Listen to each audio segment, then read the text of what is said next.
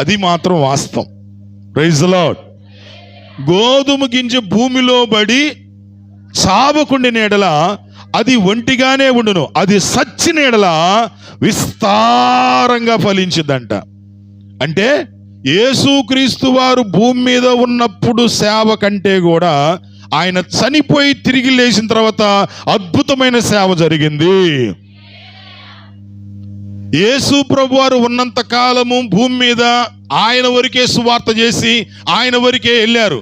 ఆయన చనిపోయి తిరిగి లేచిన తర్వాత ఆయన శిష్యులు తలా ఒక ప్రాంతానికి వెళ్ళిపోయి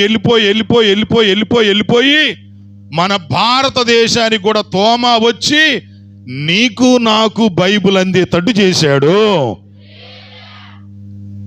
అంటే ఆయన చచ్చిపోయిన తర్వాత సువార్త విస్తరించబడిందా, బ్రతికి ఉన్నప్పుడు సువార్త విస్తరించబడిందా అంటే ఆయన చనిపోయి తిరిగి లేచిన తర్వాతే సువార్త విస్తరించబడింది.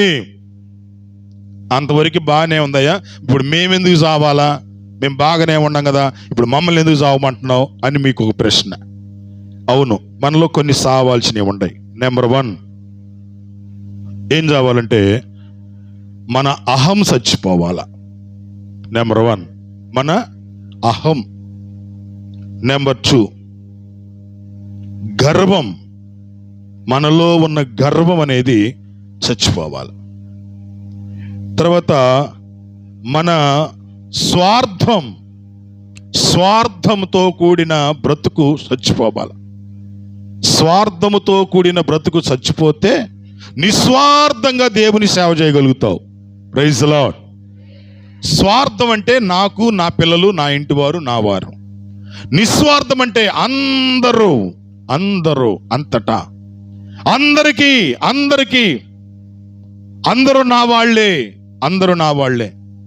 గోధుమ గింజ విలువ ఎప్పుడు వచ్చిందంటే భూమి మీద ఉన్నప్పుడు కాదు, భూమి పడిన తర్వాత మొక్క వచ్చింది. అలాగే నీవు నేను కూడా క్రీస్తు